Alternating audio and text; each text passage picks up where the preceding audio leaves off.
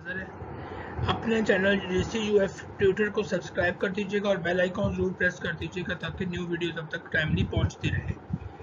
आज जो anaesthesia gases and pipeline system है उसमें सिलेंडर्स ऑलरेडी हम पढ़ चुके थे, तो उसी सिलसिले में जो नेक्स्ट लेक्चर है वो आपका मेडिकल गैस पाइपलाइन सिस्टम्स है।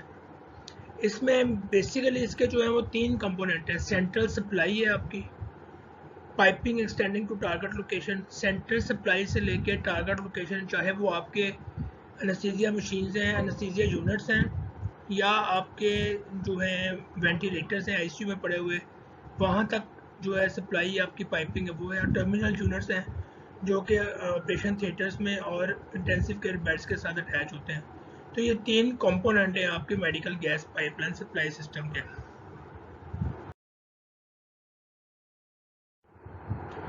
The maximum amount of oxygen that can be stored inside a healthcare facility is 20,000 cubic feet. 20,000 cubic feet से ज़्यादा ऑक्सीजन जो है वो किसी भी आपकी जो हेल्थ केयर फैसिलिटी है वो उससे ज़्यादा वहाँ स्टोर नहीं होती। मैक्सिमम जो अमाउंट है स्टोर हो सकती है वो आपकी 20,000 क्यूबिक फीट है। कुछ वो डिज़ाइन कैसे करते हैं, जो आपकी सेंट्रल सप्लाई है, 2 बैंक्स ऑफ सिलेंडर्स होते हैं। Each have its own pressure reducing regulator. Each contain a minimum of 2 cylinders connected to a common manifold जो हेडर होता है, और check valve in between each cylinder head and header. अच्छा, जो 2 bank of cylinders होते हैं उसमें हर एक बैंक में जो होता है वो 2 कम से कम सिलेंडर्स होते हैं।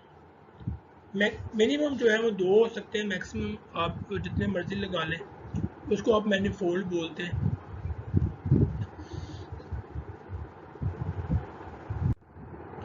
ये आपका देखेंगे पूरे का पूरा मैनिफोल्ड है। इसमें ये एक बैंक ये और एक बैंक ये हर बैंक के अंदर इन्होंने 5 सिलेंडर जो है वो फिक्स किए हुए हैं। हर सिलेंडर का अपना जो है वो प्रेशर रिड्यूसिंग वेल्व हर सिलेंडर का अपना अटैच है, ठीक है जी। और उसके बाद इन पूरे पांचों जो एक बैंक के जिसमें 5 सिलेंडर्स हैं उसका अलग से जो है वो प्रेशर रिड्यूसिंग वेल्व यहाँ पे है। इन पांचों का इन अकेले के अलावा सेपरेट के अलावा यहाँ पे है। फिर उसके बाद ये मैनिफोल्ड कहलाता है इतना पोर्शन जिसके साथ ये सारे अटैच होते हैं। तो मैनिफोल्ड के अंदर भी जो है वो आपके प्रेशर रिड्यूसिंग वेल्व और चेक वेल्व नज़र होते हैं।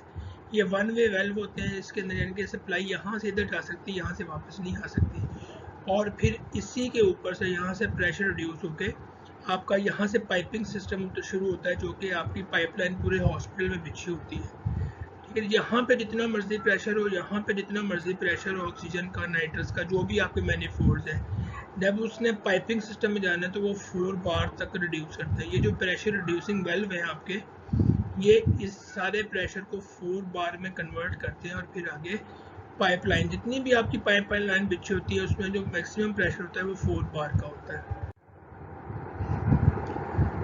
प्राइमरी सप्लाई जो होती है actually in the form portion supplying the system है। secondary supply automatically becomes the primary where the latter fails.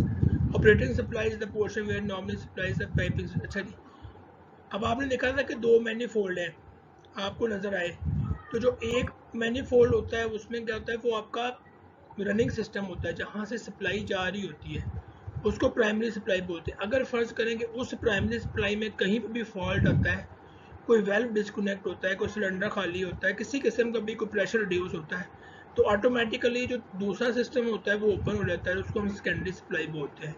तो ऑपरेटिंग सप्लाई जो होती है वो होती है, चाहे वो प्राइमरी है चाहे सेकेंडरी है, जिस वक्त जिस पोर्शन से गैस सप्लाई हो रही होती है उसको हम ऑपरेटिंग सप्लाई बोलते हैं। अच्छा जी, रिजर्व सप्लाई क्या होती है कि जो लार्ज सिस्टम होते हैं, जैसे अब टर्शरी केयर यूनिट है, तो उसमें क्या होता है कि साइड बाय साइड एक सिस्टम रखा होता है जो उसको हम रिजर्व सप्लाई बोलते हैं।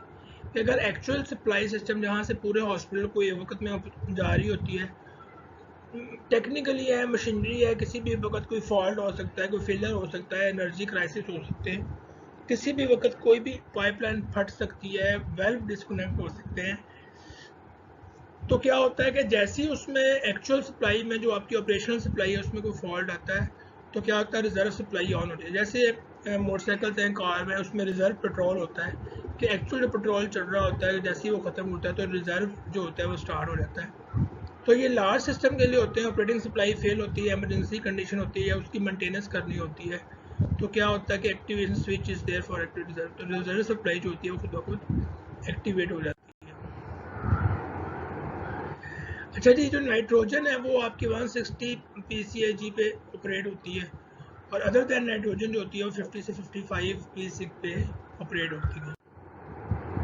स्टोर जो ऑक्सीजन जो होती है वो लिक्विड होती है, -148 डिग्री सेल्सियस उसका टेम्परेचर होता है, ये इसका क्रिटिकल टेम्परेचर ऑलरेडी आपको बोला था।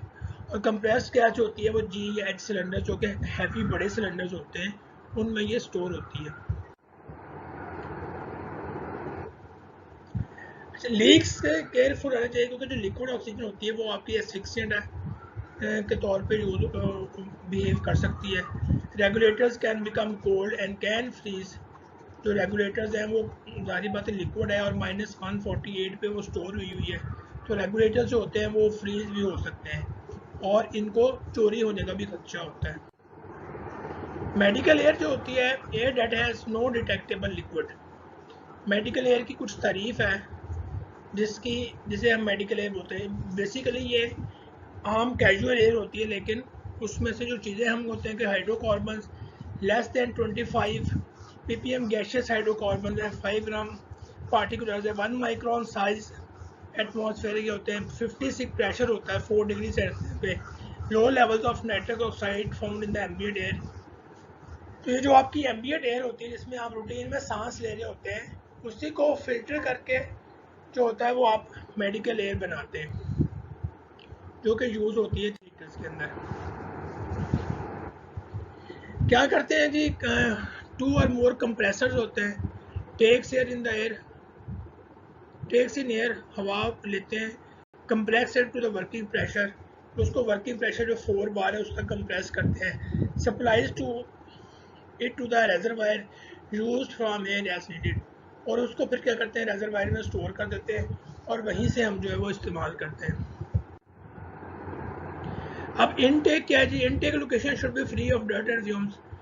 अब जो आपने वो रेजरवायर लगाए हुए हैं, ये फिल्टर और कंप्रेसर्स लगाए हुए हैं, वो ऐसी जगह से हम एयर लेंगे जो कि डर्ट फ्री और फ्यूम्स फ्री हो। क्वालिटी चेक जो होती है उसकी पीरियडिकली, वाटर कंटेंट जो होते हैं वो रिड्यूस होते हैं, मॉनिटर्ड फॉर कार्बन मोनोऑक्साइड जो होते हैं और अदर गैसेज जो होती है कार्बन डाइऑक्साइड और नाइट्रोजन, इनके ट्रेसेस जो होते हैं। पाइप सिस्टम डिस्ट्रीब्यूशन क्या होती है जी, मेन लाइंस होती हैं, pipe connected to the source risers. अच्छा, मेन लाइंस वो होती हैं जो आपकी सेंट्रल सप्लाई से लेके आपके राइजर्स तक जाती हैं, और राइजर्स क्या होते हैं, ये वर्टिकल पाइप्स होते हैं connecting the main line with branch lines. और ब्रांच लाइंस क्या होती हैं, they are the service or room lines, जो कि आपके ऑपरेशन थिएटर्स में और इंटेंसिव केयर यूनिट्स में होती हैं। और जो ब्रांच लाइंस होती हैं ये आपके एंड पॉइंट और टर्मिनल यूनिट्स होते हैं दीवारों पर लगे हुए, वहाँ तक होती हैं। तो जो पाइप लाइन सिस्टम होता है वो बेसिकली क्या होता है, मेन लाइंस हैं, राइजर्स हैं, ब्रांच लाइंस हैं। मतलब कि इसको आप समझ लेंगे, जो मेन लाइन है उसने सेंट्रल सप्लाई से लेके जहाँ पे शुरू होती हैं आपकी राइजर्स जो कि वर्टिकल लाइंस होती हैं, जो हॉस्पिटल की दीवारों में होती हैं वो राइजर्स होते हैं। अब हॉस्पिटल की दीवारों से लेके ऑपरेशन रूम की छतों तक जो होता है वो आपकी ब्रांच लाइंस होती हैं, और ब्रांच लाइंस आगे होती हैं वो टर्मिनल यूनिट्स के साथ कनेक्टेड होती हैं। प्रेशर रिलीफ वेल्व्स होते हैं जी हर जगह पे, नॉर्मल लाइन प्रेशर को कंट्रोल करते हैं। शट ऑफ वेल्व होते हैं जो कि अगर कोई सिस्टम ख़राब होता है तो उसको आइसोलेट कर देते हैं, उसको उस पोर्शन का हिस्सा नहीं रहने देते। और एमरजेंसी ऑक्सीजन सप्लाई कनेक्टर होते हैं, टी फिटिंग होती है for connect auxiliary source of O2। अगर ऑक्सीजन सप्लाई कट हो गई है तो वहाँ पे जैसे टी होता है, देखें ना ये वाला ऐसे टी पोर्शन है, यहाँ से जो है वो गैस आपके वेंटिलेटर को या नसीजा मशीन को आनी होती है। अगर इस साइड से आपकी ऑक्सीजन सप्लाई कट ऑफ हो गई है तो एमरजेंसी जो सप्लाई होती है वो दूसरे रूट से एंटर हो रही होती है। एक मास्टर अलार्म सिस्टम होता है और एक एरिया अलार्म सिस्टम होता है। जो मास्टर अलार्म सिस्टम होता है वो मॉनिटर प्रेशर करता है मेन लाइंस का। मेन लाइंस में आपकी 2 लाइंस आती हैं, एक तो वो जो सेंटर सप्लाई से लेके वहाँ तक होती है, दूसरी आपकी जो कनेक्टेड लाइंस होती हैं वर्टिकल लाइंस होती हैं, ये आपकी सारी की सारी मेन लाइंस होती हैं। तो जो मास्टर अलार्म सिस्टम होता है वो मॉनिटर करता है मेन लाइन प्रेशर को। जैसे मेन लाइन प्रेशर एक मखसूस हद से नीचे जाएगा तो जो मास्टर अलार्म है वो सिस्टम जो है वो अलार्म करना शुरू कर देगा।